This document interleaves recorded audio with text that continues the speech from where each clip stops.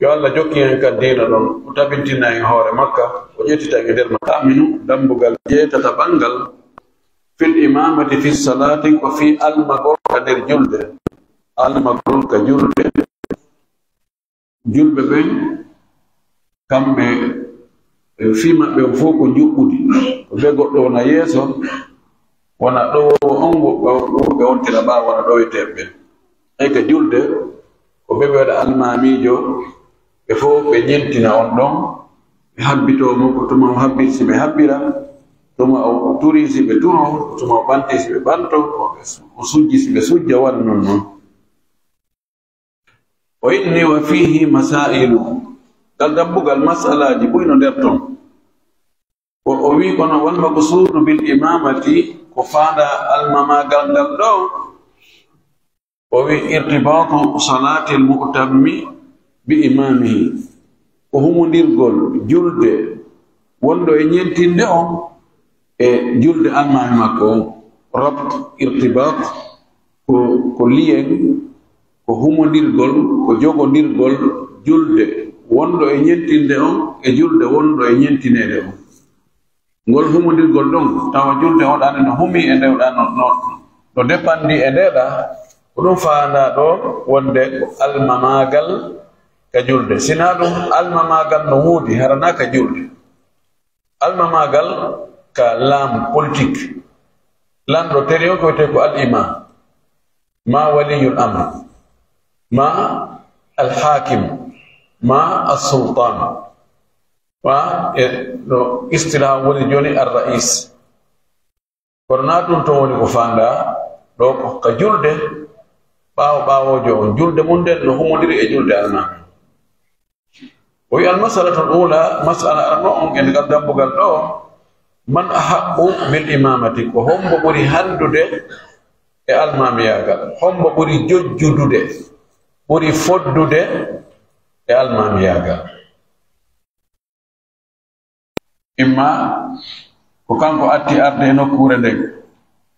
ma kanko ɓuri finansude e juulirde nden ma ko kanko okki tumbere ka julde dari ɗon ma kanko ɓuri sattude hunduko ma kanko ɓuri salla yaltoyi toon ko ɗon murano ɗum jiiɓodirta ɗi fanni oto on o paana ara e fof no wawi fayda wonde sofer kono ko sawi paan heeɓi ko ɗon anduto ko hombo wawi dogingol toon e ko hombo woni sofer jom idan ko makko ka o maaki ya ummul qawma no almo yimɓe ɓen aqra'uhum ɓurɗo ɓe wawde janngugol li kitabillahi deftere Allah nden oɗo ɓuri ɓurɗo wawde janngude deftere Allah nden e hakkude yimɓe ɓen ko oɗo ɓuri handude e almagol ɓen si tawi noon buyyalti fi almagol ngol fa in kanu fil qira'ati sawa'an tawi kamɓe ɗow faalaɓe almagol ɓen ɓe fof ka janngugol deftere Allah nden hiɓe fota haray ko hombo heedinte yeeso fa a'lamuhum bi sunnati haray ko ɓurɗo andude sunna on ɓurɗo andude hadisaji ɗin e ñaawoje ɗen tawi fa in kanu fi sunnati sawa'an si tawi kamɓe yaltuɓe ɓen kadi fi almamagal telen kadi ka sunna ɗon kadi ɓe foti haray ko hombo kadi heedinte yeeso fa aqdamuhum hijratan ko ɓurɗo ɓe adade fergu ko ɓurɗo ɓe neɓude fergu ngun si tawi ko ɓe ewɓe e leydi heeferɓe ari e leydi julɓe haray ko attinoɗo arde on fa in kanu fil hijrati sawa so tawi ɗon kadi ɓe ardo ñande wotere ɓe foti ka janngol alqur'an ɓe foti ka andugo sunna kadi ferugol ngol ko ñande wotere ɓe ardi haray ɗo kadi ko hombo gañoyto ko hombo feƴƴoyta o wi fa aqdamuhum silman nokkugo o wi fa aqdamuhum sinnan ɗo o wi haray ko attiɗo si tawi ko ɓe naatuɓe ka diina ko ɓe yiwɓe keferagal naati e diina ko attinoɗo naatude ka diina o hade ɓe foti ka alqur'an ɓe foti ka sunna ɓe foti ka fergu ɓe fergu ñande wotere haray si tawi ɓe naatuno ka diina attinoɗo naatugol ɗon ko on ɓuri handude wayno tañƴina woodi kanko ko andi ɓay ko kanko ɓuri neɓude ka l'islam ko yaɗa anda nokkugo wi fa aqdamuhum sinnan ko heccuɗo wo ɗum ɗo ko si tawi riwaji ɗi lutodira Tidai ko ferbe ko fergu mo wona ndare tidai be fo ko islam be jibina ma e fo ko nokkure nden don ko don be silmi be fo be silmu dukati to ara ndarte ko ombo buri duubi ko ombo hejji haray ko on hejjiro don ko on don jonte teddungal ngal sabu mangu idan fa awla an-nasi وإلى فأولى الناس ونم مسوري كنو فالجل فأولى الناس كبوري هندو دي أيام ببين وأحقهم كبوري جوجر دي إمام بفضل دي إمام بالإمامة المماغنغل يكون دولاتو على النحو التالي أو نون أراي دو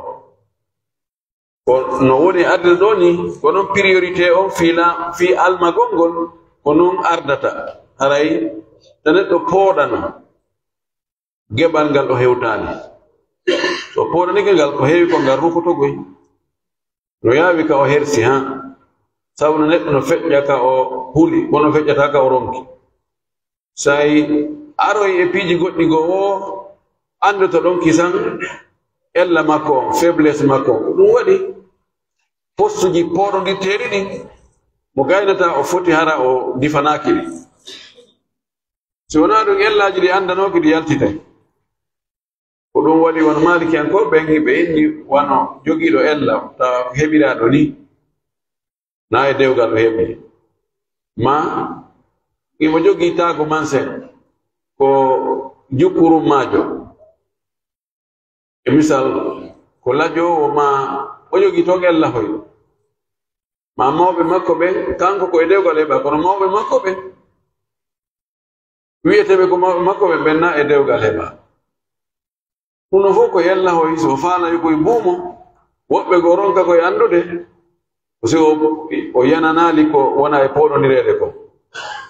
so kankade dare ko tooni on ɗo ni mi kadi komi kandida awa aduna geray goɗɗum o yette sojo kadi wiye wona e ɗo almami allahu akbar yimɓe on ko yette sojo ne mbeɗe ngari min annda mene ono annda kono minen mbeɗen anndi ɗum ɗo mene ayi ono ko pay koye wono fanningimo nono on ɗum haray ɗo min accani o ɗum ɗa ndum ndu humoto o wi ara nun ɗum tawa an walan ajwaduhum qira'atan ko ɓurɗo ɓe moƴƴude jande ajwat al ajwat koko ɓuri sellude ko ɓuri moƴƴude ka jande ɓurɗo ɓe sellude jande nde وهو الذي يتقن قراءة القرآن كأمنا مؤجنا جند القرآن ده هرد جند القرآن أو نهانيرينو وقودا كقودته وساتنا كساتنته تون كنيونته تون ونيونچو كأوركينته أوركينا كسيونته أو سيونا دونك بيوتي جانغا نياوجي تجويد ده خصائص الأصوات هيتو جنين كعرب وأنه كرفة جنين دهوليرته mo wi to ñembinay mo nani goɗɗo no farano welnude taw anda tajwid a jalay ha ɓerde ma so tin dawri hay son tigi waɗali tajwid idan ko wawde ɗum ɗo wa yati biha ala akmali wajhi o adda jande nden e yeeso ɓurgo timmude tawa kadi al alimu fiqhi salati anduɗo fiqhu julde nden na hunje gongol tun de no wonno hunjiɓe qira'ati e riwayati e awjuhu e ɗum ɗo kisayi e hamsa e abu amri qira'aji fof ɓe andi fayda kono ñawoje julde hunde ko ɓe andi ala hay fus ɓe anda ko sujjante qabla salam ɓe anda ko sujjante ba'da salam sonti yejjiti o yimɓe ke ka tawi arano o tawi yaaki ko honno gerdata hay hunde na ɗum ɗon dey ɗaɓɓa tawanti ko anduɗo ñawoje julde nde فإذا اجتمع سي هاوتتي تمودري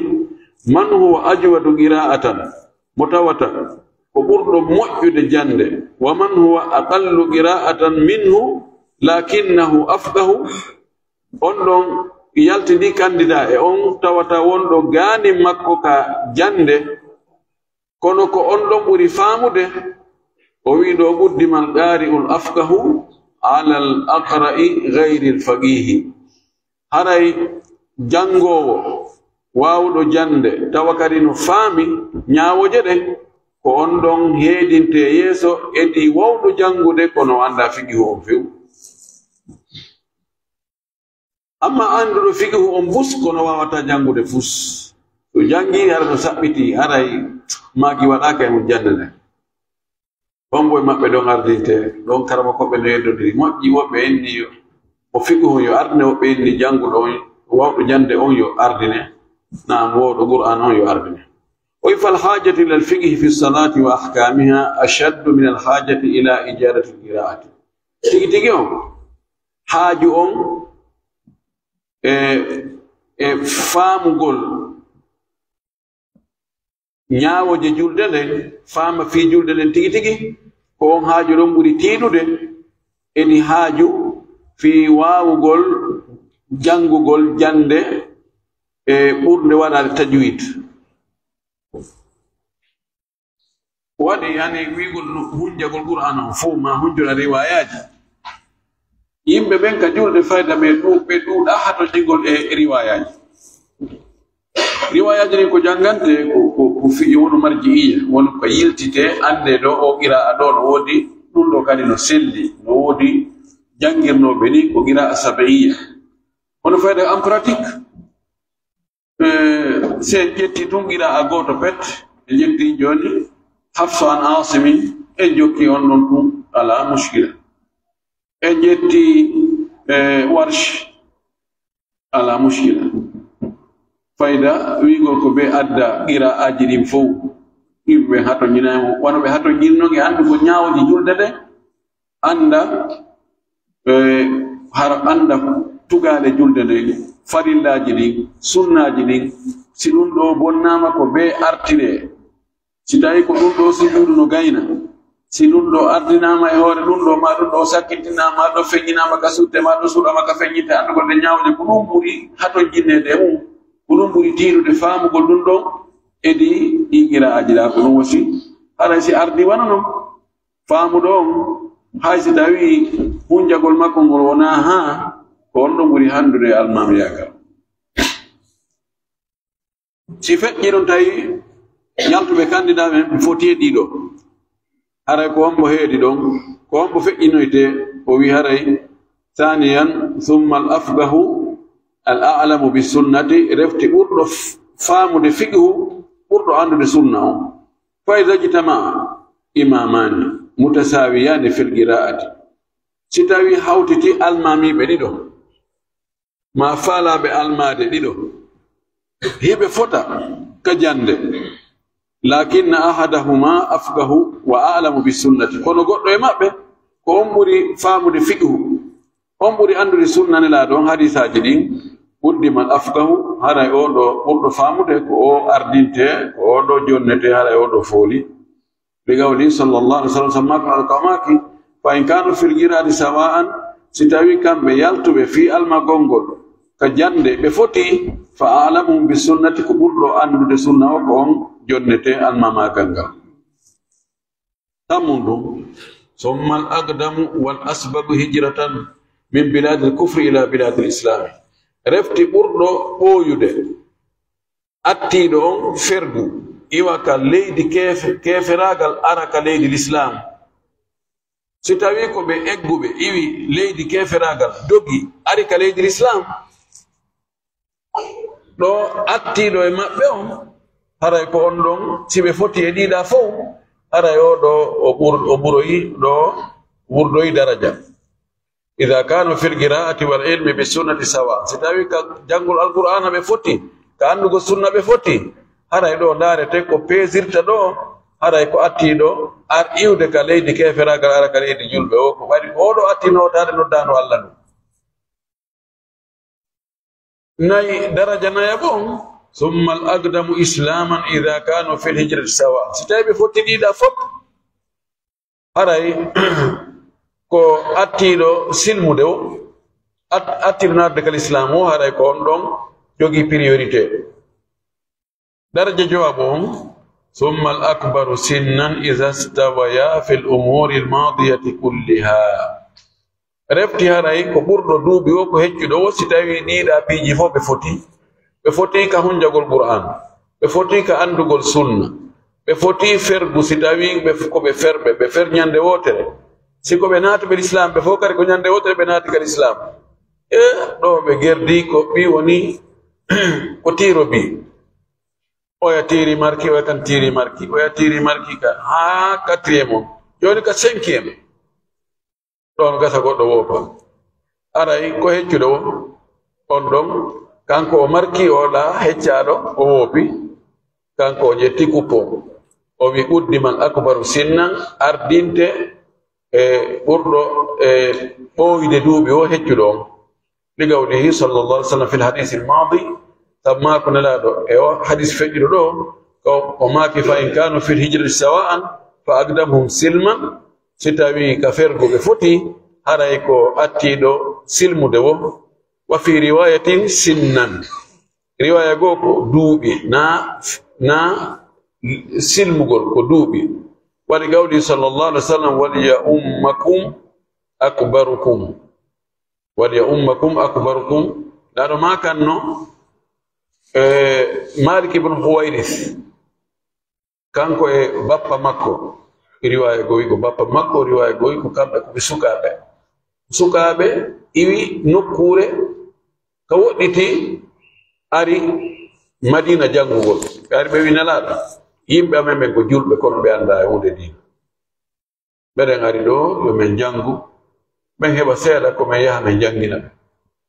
ɓeni kunna shababatan mutagaribin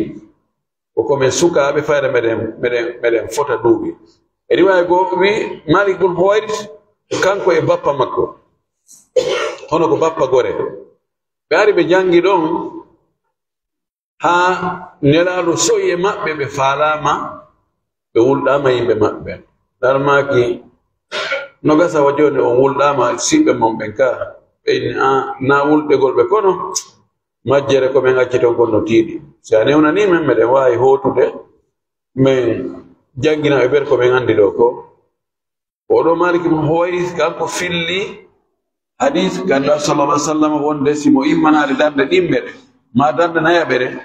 o jottoto taw ha o gayna noon so immo ɓeyɗo jasru istiraha on Malik ibn Huwairith ɗaɗo maki awa si on yahi ka laawol nde ɗon hoota si waktu heewi on yo goɗɗo e mon noddi o maaki waliya ummakum akbarukum yo alma on heccuɗo on e wandi telen ka gandal ɓe fota ɓe fof ko ɓe ardu ɗon kadi ɓe jangudu ko ɓe fayda ɓe ari ɓe fof ɓe jangi e dumunne mo ɗuman mo juuta andugol ɗo fayda hombo ɓuri e maɓɓe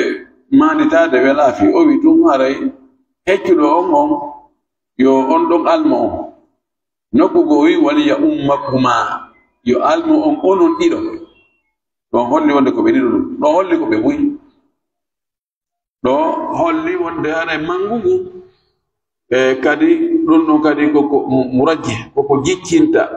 o jonita goɗɗo geɓal si tawi ɓe foti e ɗi to fuu ɗo haray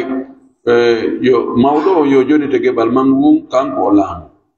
fa ida stawaya fi jamii ma sabaga si tawi no ɗiɗo fopp kadi ɓe foti ɗon kadi tawi ko ɓe goreɓe ɓe fota janngol alqur'ana ɓe fota ka sunna ka fergo ɓe ferudu ka l'islam ɓe nattuma e fof ka l'islam ɓe jibina ko ɓe goreɓe kadi joni ɗo mo tiro bimo ɓe waɗi joyi ɗi fopp marki honno watte on to mati quri'a baynahuma yo waɗe urɓa hakkude maɓɓe joni faman galaba fil qur'ati quddima mo fooliroyi urɓa on haray ko on ɗon heedata yeeso urɓa koko ko sharia newni yo sendire haqqe mo feccatako tawi ko ɗiɗo kafi mo ma ɓuri ɗiɗo ɓe muñodirani ko honno goɗɗo e maɓɓe weddorta wona dowde ko urɓa no wodi haqqeji goo ɗi wata ko sendanade yimɓe ɗiɗo jonnon ko yimɓe ɗiɗo foddi e majji ɓe fof yiɓe fotatel telen ka handugol yiɓe fotatel joni koye waɗe urɓa ko ɗum waɗi larme sallllahu alayhi wa alihi wa sallam so fokkitiɗo fayasugol sonna e makko ɓen o waɗano urɓa ko hommo o yadata aynaɓe fof o yadata so aynaɓe fof o yadata ko goɗɗo yahata ma ko ɗiɗo yahata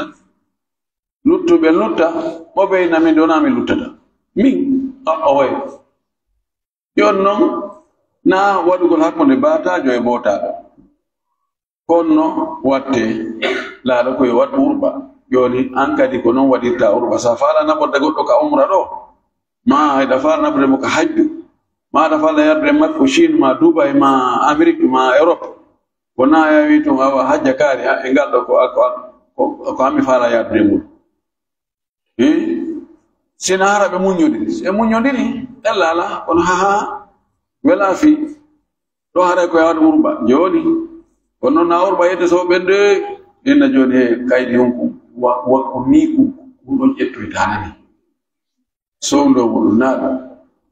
ko ndarugol goɗɗo o winda almusafira yahowo on ma wattu ciifu inna awa kala ƴettoyɗo kaydi hunku ko kaydi hun goto ciifu woni e mum o waɗa kaydi hoye beru embere maɓɓe siko ɓe nayo o waɗa kaydi hoye nayo o siifa gotum pet o mandina gotum o ñobba koye naɓe ñobboye ka hay goto maɓɓe reena kanko koye gorko on foti haɗa o reena ko adde goɗɗo adda mo anda fuswa pay ko ɗum ina joni awa ina ɗo ƴette o ɓe ƴetta hoore awa ƴette fontere tawi mandina kunkunko kañum ƴetti o haɗa ko noon walla soɓi on no wiyo idan haray ko noon piiji ɗi wawata ko sendare ɗi tawi ɗi woni hakkude yimɓirino ma tato haray e muñodiraɗi ko ni ko ɗum wiyete ur'atun wiyete urba kono kara yarta ha hewtoyaɗo siko almamiyaga aray goɗɗo saami o wi wa sahibul bayti ahaqqu bil imamati min dayfihi jomirawo galle ɗen si tawi ka galle wona juulede ko on ɓuri handude almamiyaga ngal heedi koɗo o jeyaka ka galle to yeyi galle goɗɗo tawi waktu heewi en noon tawi ko ɗon juulete haray ko jongalle na goɗɗo feƴƴi tun ɓay kañum sali staw la ya cheikh ɗo koye laamateri goɗɗo ka nder galle ma ka kuruma ɗon ko laamateri ma ɗon ko an fewjata sihiɗa gayna feƴƴa julna si a gaynata feƴƴina goɗɗo si tawi ko sonnajo woni jongalle ɗen kanko na yo almo kono kanko feƴƴinta ɓena makane ɗon ustad gaare en yoɓe julno en ɗon wona on wiɗimi ha feƴƴini bisimilla moƴƴini sappuji ɗi la li gawlihi sallllahu alayhi wa sallam sammako neɗɗo ka o maaki la ya ummanna arrajulu rajula fi ahlihi wala fi sultanihi laɗo maaki wotta almo dey gorko goo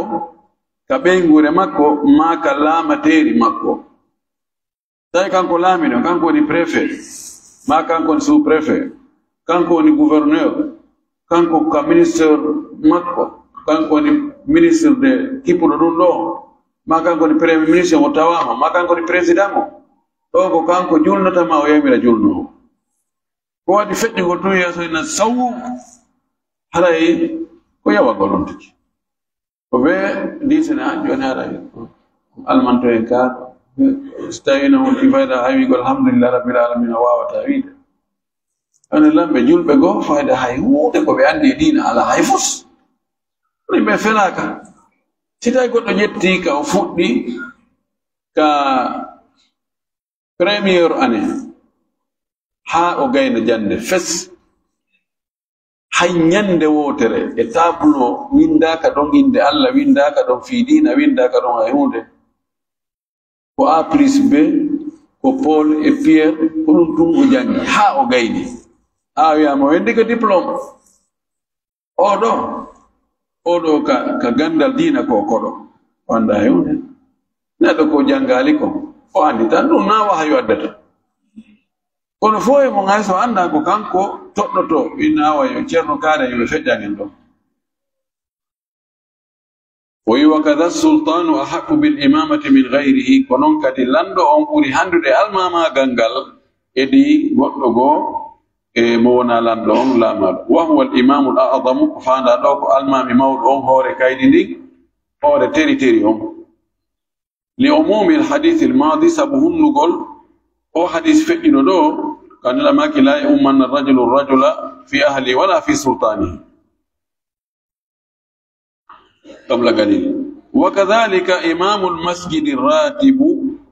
كنون كدي المامي جولير دي تابوتو دون وني بريمي إمامون أولى من غيره كأموري هندو دي الما كونغول إدي غوت نينا لنيتو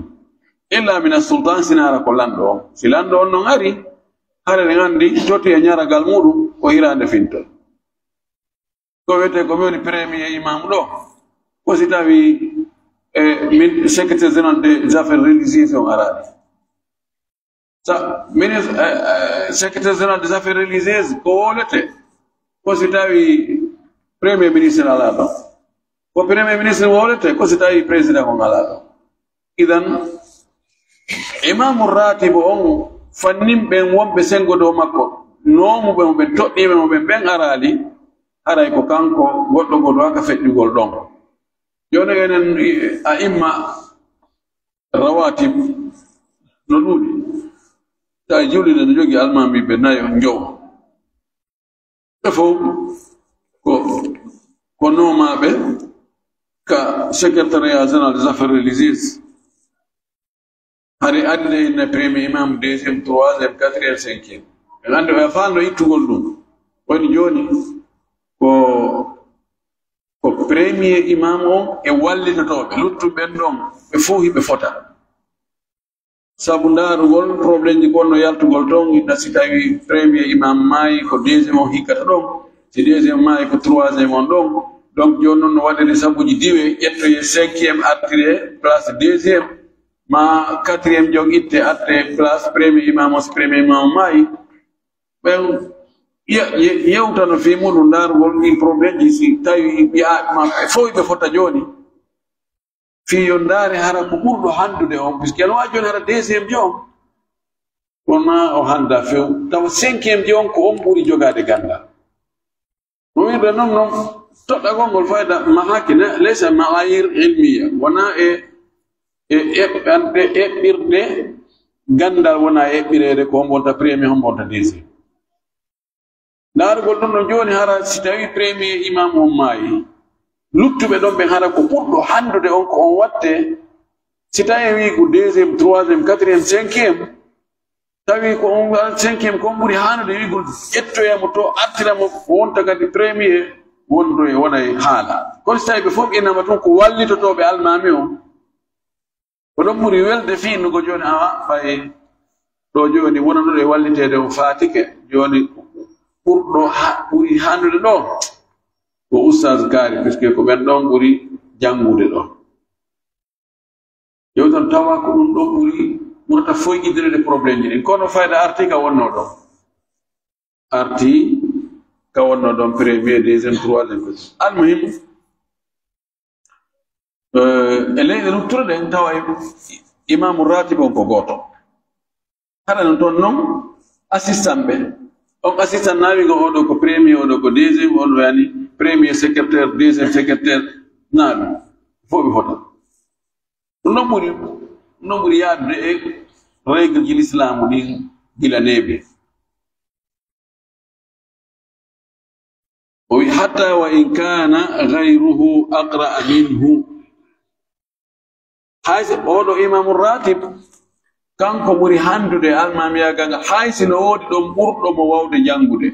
wa alamu ɓurɗomo gandal ɓurɗomo wawde jangude alquran wawi tajwid no hunji qira'at yi e awju e riwayat kono kanko ɓaytun ko kanko toɗɗa ɗum o lamateri makko ko kanko ɓuri handude almagol ngol ma kanko o lortina donde feƴƴude no min miɗo hunji qur'ana fo ɓe ha jusuɗiɗi ɓe hunjaki la ɓayɗum ko kamɓe halfina ɗon kamɓen premier imam ko kamɓe ɓuri handude e muɗum لعموم قول صلى الله عليه وسلم لا يؤمن الرجل الرجل في أهله ولا في سلطانه سبحانه قل ما كنا كماكي وتا غوركو ألم غوركو دي كبينغور ماكو وتا ألم دي كلام تيري ماكو دو كانكو بريمي إمام كانكو كلام تيري ماكو كجولي ددوم. المسألة الثانية من تحرم إمامته مسألة لمون كهم بحرمي الماما قال مودو كهم بودي كستا وندي المامي تحرم الإمامة في الحالات الآتية المماغل نحرم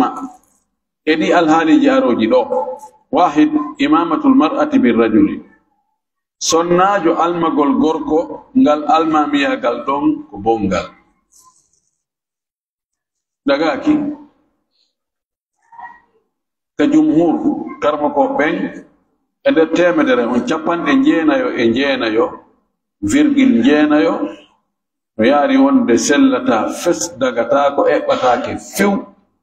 ka sonnajo almo gorko si o waɗi ɗulle hara julde gorko on ko bonde seeɗaɓe no e maɓɓe Abu Thawr, Imamu Tabari, Imamu Lakhami, Muhammad ibn Ali Lakhami, ɓeɗo tato ɓeɗo ɓe inni julde no sella ko gonga haray na ko foddi haray nge ɗo wirama ka bukkol jonnitama tutama kono hatta fuɗa ɓe wi no dagi. Si ndarirama den jiri harna ndarirgol jingal ngol ngorago e hoore ndeyago tawa ɓeɗo fi kala ɓe ɗuuɗa kono konngol maɓɓe gol ɓuri sellude wonde fodda kono si tawi debbo almike gorko yadde julde gorko bonay ɗoman ɓeeɗa ko wini kon 99,9% e karama ko ɓen ɓe yinde julde nden boni few ko ɓeeɗa ko mi ko ɓeeɗa tata ko ɓen ɗon wi'i julde nden bonata ɓe addi noon argument ji solide piiɗuɗi moƴƴi noon ɓe wi ko gonga ɗi daliji ɗi jumhur en addina fof ko tindinta ko añegol kono tindinta wonde julde nden no boni. Imamu Lakhmi o inni onon o wi onon jumhur wiɓe no julde nden no boni no woodi ellaji ɗi naɓuɗon wiɗon julde nden bonata ko naɓete koye añegol bonnugol julde goɗɗo ende julde ma ɗo ko nde mere ko ya fillito nde o wi onon tigi ɗon wi ɗum ko hunde teddude ala kolli ko masala gila fayda gila l'islam ha hewti fewno ɗo on probléme posaki sonnaɓe ɓen ɓe dartaki ɓe indi ɓe ka l'islam ga wonde kamɓe kadi ɓe réclame wonde ko ɓe wona e almamiɓe sina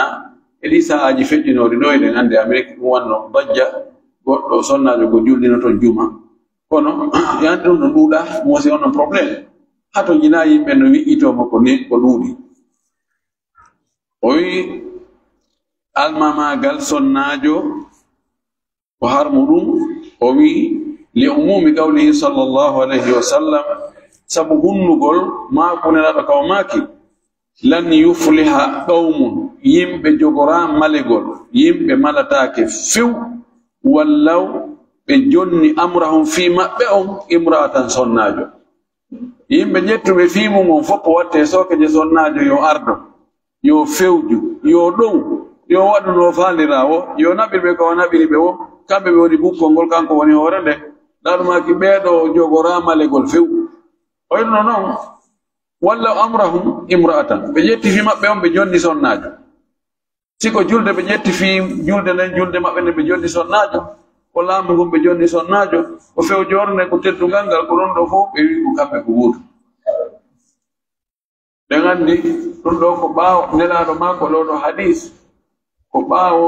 lanɗo Kisra on ɓaawo maayi ɗum ko leydi Iran fewno ɗo laamino ɗon tumati farisian koɓɓe ɓe lontini ɓiɗɗo makko debbo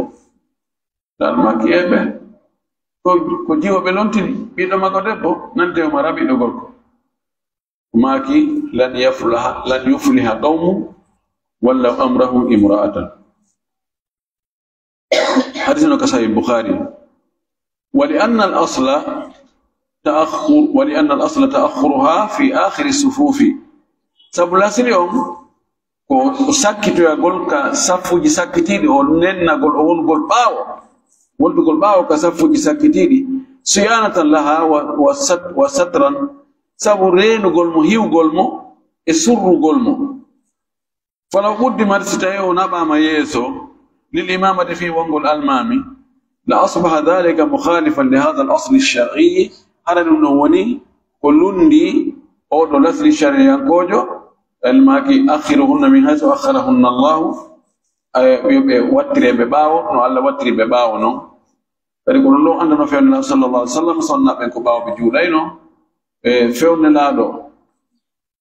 نناك يأكا كصناجو جلني وربه فيون صحابة من تابعين بيكونوا لدل الجمهور إمون المامية البونغال هرمغال إمامة المحدثي والمماغال تايرادو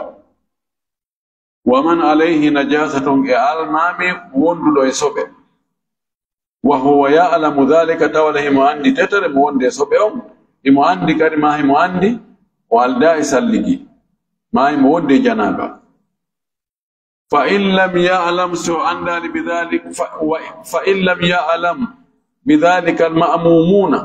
ستاوينون باو بين أندالنون وجلنيبه يموندي إسوبه ما يموندي تايره أنده حتى انقضت الصلاة حاجل لنكسي فصلاتهم صحيحة هذا جل ما بنغسل لأنه ساري جل قل بقى المام على انتاكم هنا المام أتيهاك ميلاندو تمون تسلقي إيجون تيمودو دي الله إسوبه نوها لأيك تقول لك إذن أن ستايون تجي فجيوي سو أجيب الصلاة ala ko sina habira bawma yonno so fankilo mo andi mo wonde e sobe ma e mo andi o e mo wonde tayre don haray bone on bakka ton ko hoore makko yanata onon bawo ben onon mo wadi ko wawdo tabstayno ida andi mo wondi e sobe ma da andi o salligaki ma yandi mo wonde longa ya felli ajuli bawo makko julde mane julde makko de fo boni foko yimbe kanyol fudde to fo tati on imamatul ummiyi almamiyagal armugangal ko almamiyagal huma binne nene yanko al ummi ko mo wawata jangude fes mo wawata jangude o jinya to mo wona almami وهو كويت أمي من لا يحسن الفاتحة كم إنتاج الفاتحة وأتاج الفاتحة الأمي نبرة نسبة إلى الأمي نين يعني أندسنا كموينكم مرو حال كموينكم أند فس جنگا به بصيرا أو فلا يقرأها وجنگتا فاتحة حفظا ناكا هنجاكل ولا تلاوة ونهاي فنتقل نودا أواوتا أو يدغم فيها من الحروف ما لا يدغم ما إن الفاتحة ونادي كارفيجي دي دواكا نادي دي عندي إدغام وجدتقل حرفير واتدي حرفير تي كارفيجي دي أري تايكو دي نوني غوتو حرفير أرنين دي نوانا كوال إمر دي نمسا أرنين ناتي نمر دي wade sidda sattine onon so wonti sattini ka sattintake ara a dubli karfeje de sa acci sattingol ka sattinteno a monti harfere go wada iyyaka sawi iyaka a doyti harfere go o wi wada wodun do o do ko ummi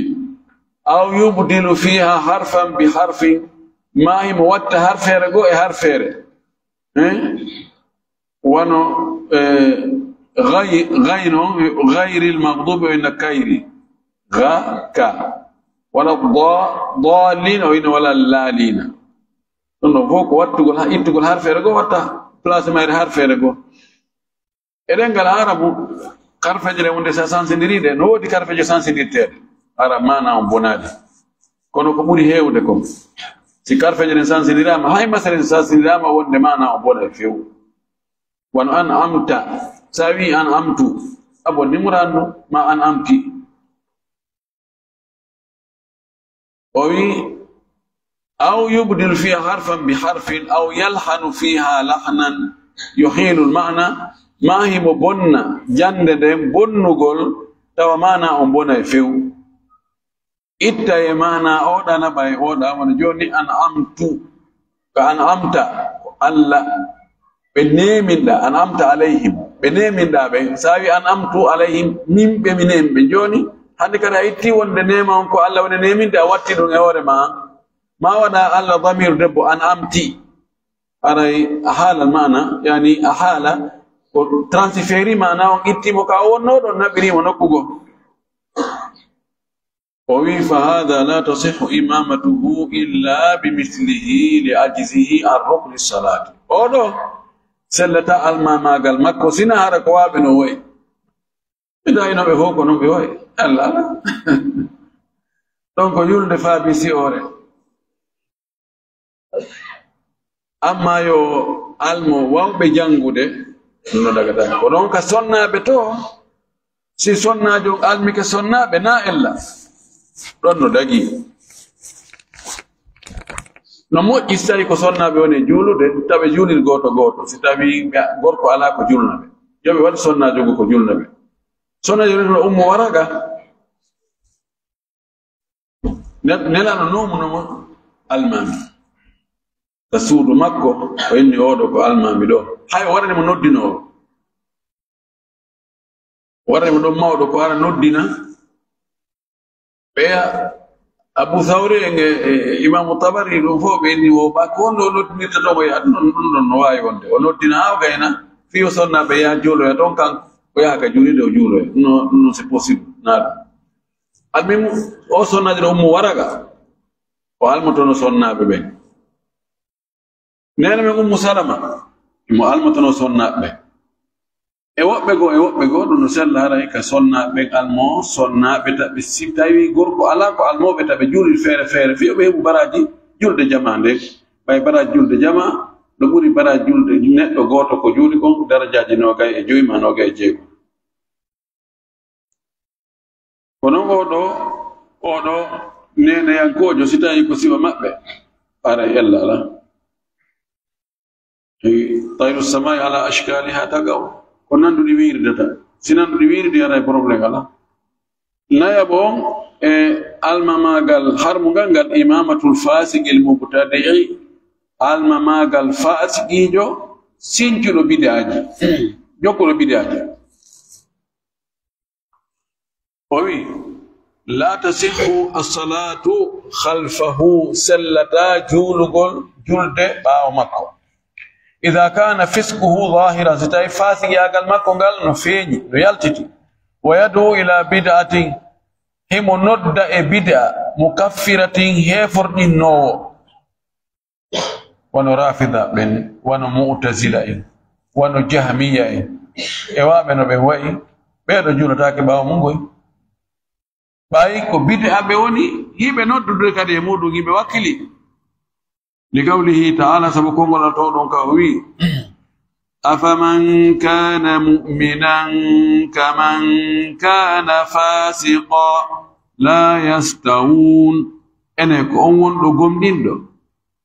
نو وإيوا أون دو فاسقيجو أو يبدو فرتا كهون وون دو جول دو غمديندو يتتا هوري مودون واتو يسوكي جي فاسقيجو بوندو إن يودو المدو يودو أردو يودو ونو حقو نمونgi الله koye ɓeɗo fotata ɗum ɗo dagaki few si tawi noon bida makko on yaltinta e l'islam ano bidaji no wodi piiji ɓuuri bidaji wona ɗe waɗede du'agol battane julde jama ko bida e waɗugol piiji goɗɗi go bidaji sifa ɗin no bidaji ɗin on haɗata on tigi juula ɓaawo on tigi suufiyankoɓe tawata ɓe wona gulatu suufiya woodi gulatu suufiya ɓe tawata no fiɓi piɓle hulɓiniɗe ɓen no jultaki ɓaawo mum fiɓoɓe wonde Allah subhanahu wa ta'ala no cippo sooro e neɗɗo on tigi wonta Allah wonta mo fiɓi ɗum ɗo no ara e kanko l'islam woni bayi no waɗi fiɓnoɓe ɗum won hallajo en kawino ana Allahu wa ma fi jubba illa Allah o wi ko min woni Allah kande dolo ke ando ko Allah woni derga kono holol ittihad fi wo be sifa dum do ben ma ya ba fi bayna menen tigi tigi on o alquran ay sunna dum ko fi yimbe awam yimbe be nina la libe menen ko mi khawas menen amen jetta juudi Allah direct ya habe na menen wuri hay julde na joni men gayni mi wadi retraite men hew darajatul yaqin hewti yaqin men hewti pellital wala yu abud rabbaka hatta yatakal yaqin men atana yaqin no sikka don ko halano sikka don ana gonni be don la ilaha illallah wallahi no de o ga ni menen ko dabbitino ko be hebi menen hande kadi dewe den menen men fawtike parce men hebi yaqin lanni yaqin men jabanama men nati aljanna tuut haray men no gobdiri no ya iskin Allahu akbar Allahu kibe majjere moƴƴa wallahi majjere defay goɗɗo gomɗingol ko tawata hay mummunte gomɗinta no hawni ha ɓe gandi wano goɗɗo wiye taha sudan ɗo yaltuno fewndo jafara no mayri ɓeno ko mi yiyata sudan hari mo wara ko neɓaɗe yawno koye mi hulata sufiya yawno ha o inni kanko woni joni waɗowo sharia on o wi jokko ma o muridu wagalli muridi o wi taliba makko ɓen o wi hey mi ɗiwtani on julde na joni fana alansara geeƴe waɗe ɗiɗi fu gasi o wi ay suumay so waɗi balɗe 15 gayni ko lutti kon hare mi ƴetti subhanallah o lanɗo ɓeno jafara no mayri o noddi gade budat on haji nuru ko hari ko on ɗon woni ka justice ɓurɗo towude on pour suprême on o inni yahu yiida e o waajoɗamo yettoɗamo yo artukal islam sowona ɗum dewi moƴƴa o yeyi ɓe débati o salife o istata bou ɓe inni yo tuubu o yiltito balɗe jaɓali fes haji no ɗon wonde ɓe mawɓe ɗon ɓe arano jangina men fatike neɗɗo moƴƴo lanɗo indi joni ko watto réglé mo ɓe tawi si ɓe warimo ɗon o surrama no wawi ñande goo jokko muɓe gomɗinɓe moɗɗon ɗon aliman wiyete imanu ko gomɗingol hoolagol wela ittude e ɓernde no wawi ɓe heɓoya dowle ñande goo ɓe wurɗita fi makko wono ɓe waɗi ɓe inni ɓe ƴettumo hélicoptére ɓe naɓamo haa ka désert ka ɓuri woƴƴitade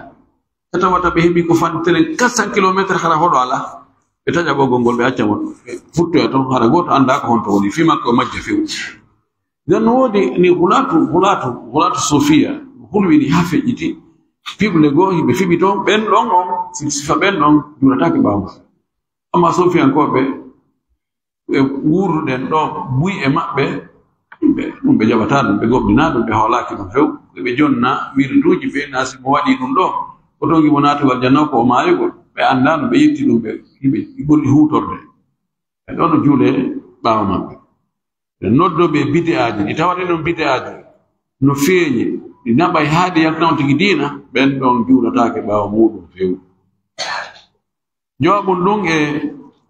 almamagal harmugal ngal al ajizu ani rukui wassujudi walqiyami walqu'udi ronkuɗo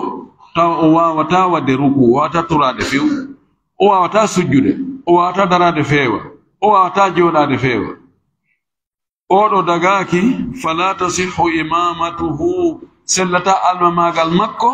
liman huwa aqdaru minhu wonande ɓurɗo mo taganede ɗum wawuɗo ɗum ala haade ɗon wuri ɗi piiji ɗo wawata wadde ruku fes wawata turade few sellata ko almo wawɓe turade wawata sujjugol few sellata ko almo wawɓe sujjude mo wawata darade few wawata joɗade feewa koyo soɓɓino ma koyo waala oɗo sellata ka almo sina hara ko waaɓe no woyi tawi ɓe fof ɓe kalabtane foppu ko joɗotoɓe juula ɓe wawata darade waɗɗon goɗɗo e fof ko waaliɓe ɓe wawata immade jooɗo gasiɓe waɗɗon goɗɗo ko julnaɓe kamɓe kono nde wonno ɗeɗo ko tugale mo wawata wadde ɗe tugale ɗo almata ko wawɗo wadde ɗe tugale ɗo heddi ka daragol wawɗo joɗade juula kono mo wawde ruku kaw joɗiɗo mo wawi ɓantade mo wawi sujjude est ce que o no almo wawɗo daragol juula no wawi joni noon kono o wawɗo daragol so iwtiri ɓawo joɗiɗo ko yo joɗo ka ko yo daro yerdinal ngal no ɗuuɗi moƴƴi ɗo gasa wadde ɗum no yeeso inchallah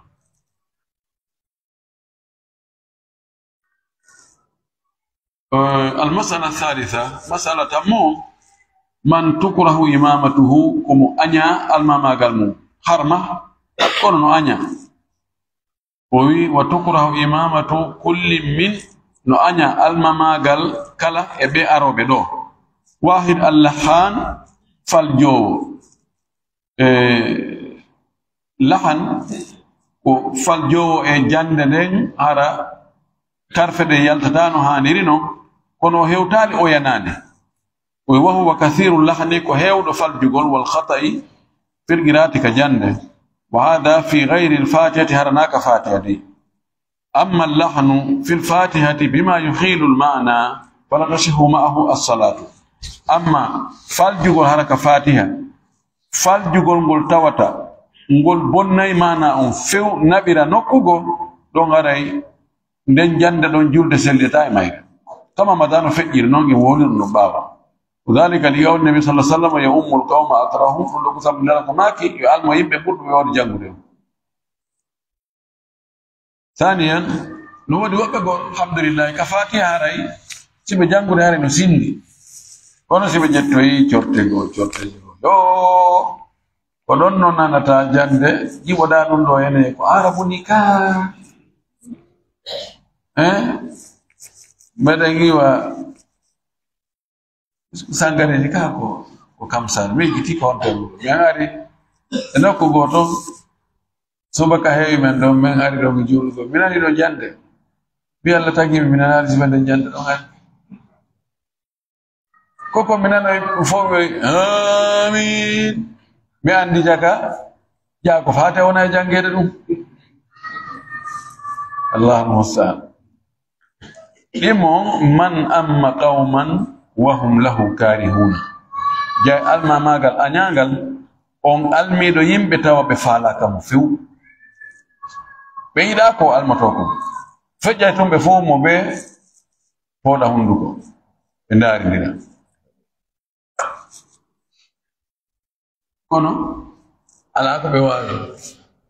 bay ko ligo wadiro sosi do chef zone ma secrétaire ligue communal on kañum addimu ala ko wawɗa on tigi o forsa ɗon o almo yimɓe ɓe oɗo kadi alma magal makko ngal no aña jurgol ɓama ko bonnata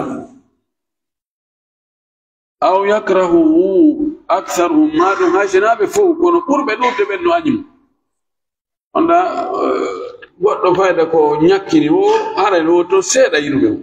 ko yiɗa kadi woni wotto seeɗa ɓe faala kam kono ko majorité on wona ndarede le gawli sallallahu alaihi wasallam samaknaɗo kaw maaki thalathatun la tartafiu salatuhum fawqa ru'usihim shibran tato julde maɓɓe nden towata ƴentata sengo dow koye maɓɓe nden hayɓeri cuɓal julde maɓɓe nden feƴƴata dow ga hayɓeri cuɓal yimɓe tato homɓe woni ɓen o wi rajulun amma qauman wa hum lahu karihun o wi gorko almiɗo yimɓe tawa ɓe faalaka mo yimɓe añi mo moƴƴino oɗo no jeeya e maɓɓe hadis o no yeddira si mo sellima si o sella kono kanko mo addi ɗo wonde ko ibnu maja yaltinimo imamul busayri ka misba'u zujaja fi zawaid ibnu maja o wi hadis on imo moƴƴi tugorde no moƴƴi imamu nawawi ka majmu kadi o wi ɗo o hassanahu cheikh albani kadi ka sahi sunan ibnu maja o wi hadis on no moƴƴi ko mi andi ko hadis on karama ko ɓen no loyinimo no jeeya e loyimɓe ɓe maɗiti ɗo fewno ɗo ibnu abdilbar mi sikki hen ibnu hajar hafid ibnu hajar fo da'afu alhadis kono mana on no hulɓini wonde neɗɗo si tawi yimɓe ɓen faalaka mo taw almuɓe تاتيون من يخفي بعض الحروف ولا يفصح سودو يوغا كارفيجه de hanaka suudede tawa watade woldude laaba ani nyondo tawa karfeje go watade woldude fe nodi wobbe go karfeje go si ari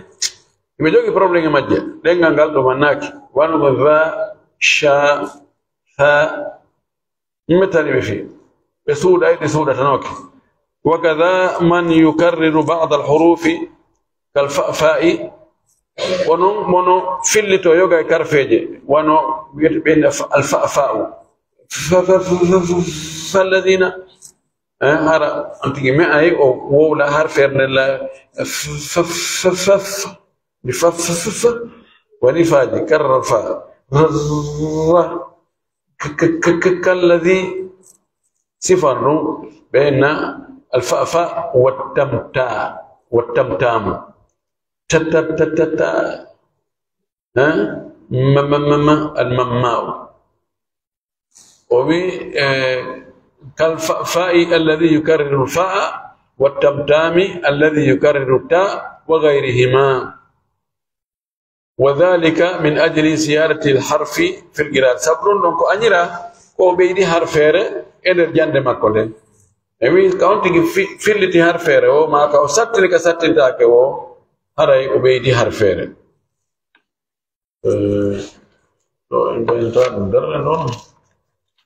قال يتوقفون إن شاء الله ونكمل الباب إن شاء الله في المسألة الرابعة في الدرس القادم إن شاء الله إن كنا في إدارة الحياة أنت كان سبحانه وتعالى يلفاني إن كان فهم سلو وأتكلم كان يقول تقول كفهم دكم وجبنا يكون يقول دكم ويافا يكون نجي فالجودكم أكثر من مؤثر جادنا الآخر ورينا إن دينا منك wonki ji men din teddude men de jawle men de kodalle men de wada en barkinabe kala ka wonde ko dadda ko ne be fu akhiru da'wana alhamdulillahi rabbil alamin wa sallallahu wa sallam wa baraka ala nabiyyi amin